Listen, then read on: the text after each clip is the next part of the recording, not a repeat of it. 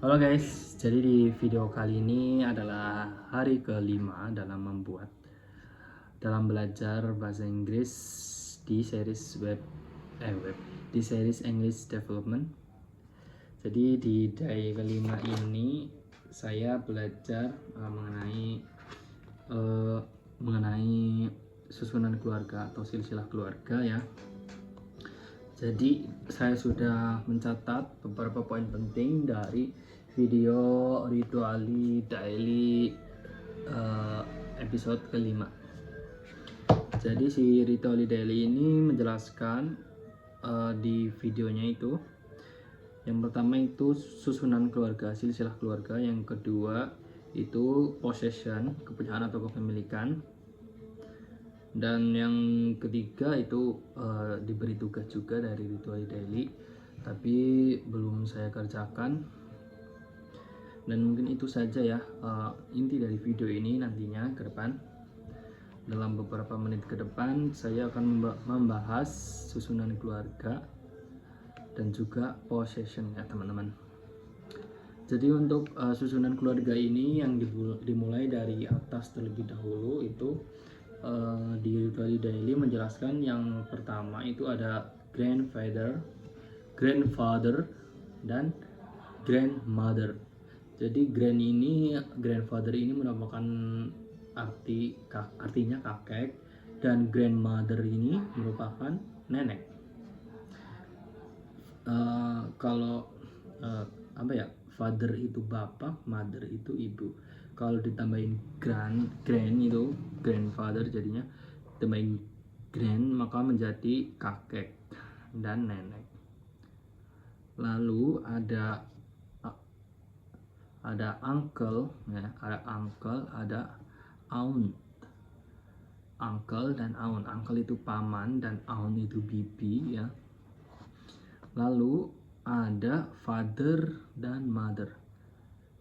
Mother ini merupakan bapak atau ibu ya artinya. Lalu setelah father dan mother itu ada son, not son tapi son apa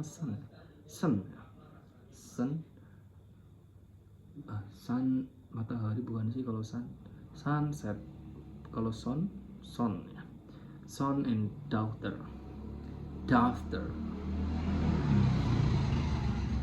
Lalu di sini juga di luar susunan keluarga juga ada boyfriend dan girlfriend. Boy itu untuk laki-laki, girl itu untuk cewek ya. Boy cowok, girl itu cewek. Kalau ditambahin friend jadi pacar. Boyfriend pacar cowok, girlfriend pacar cewek. Lalu ada husband dan wife. Setelah berpacaran maka menjadi menikah ya. Dan setelah itu berganti dengan husband dan wife ya. Wife ya, berarti wife. Husband itu untuk suami dan wife itu untuk istri teman-teman.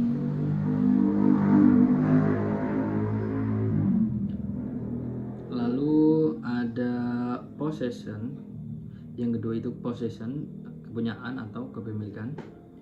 Jadi di possession ini itu menjelaskan kepunyaan atau kepemilikan yang ditambahkan huruf S ya, akhirnya itu petik S itu possession. Nah, possession ini rumusnya itu possession plus kata benda ya, noun ya. Contoh dari possession ini yaitu John's car is new. Jadi mobil John baru. John's car is new. Kata bendanya apa? Car ya. Jadi John itu mempunyai car ya, mobil. Lalu ada Jack's a police officer. Jack merupakan polisi ya. Officer apa ya? Officer itu apa sih? Ketua apa bukan ya? Coba nanti saya searching ya untuk translate-nya. Lalu ada contoh lainnya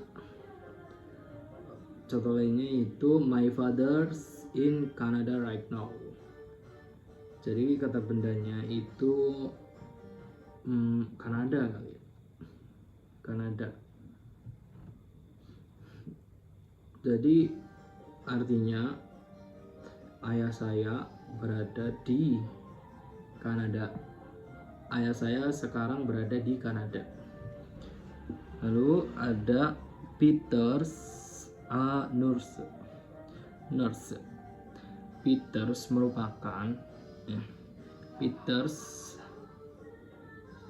apa ya?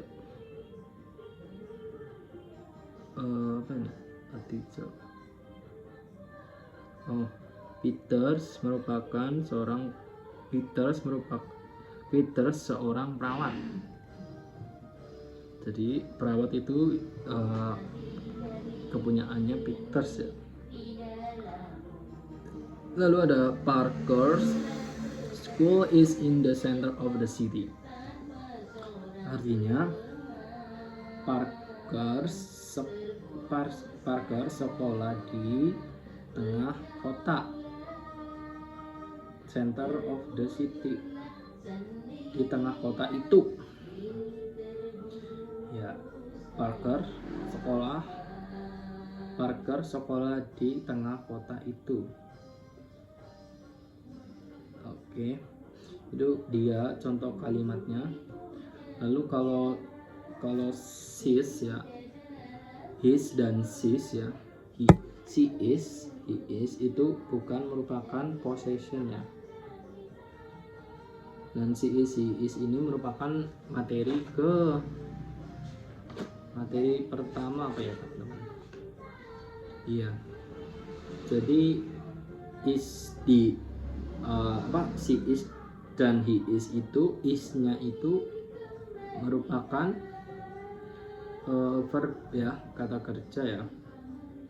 Jadi is ini biasanya ya itu kata kerja itu biasanya menggunakan kata kerja itu ada 3, is, are dan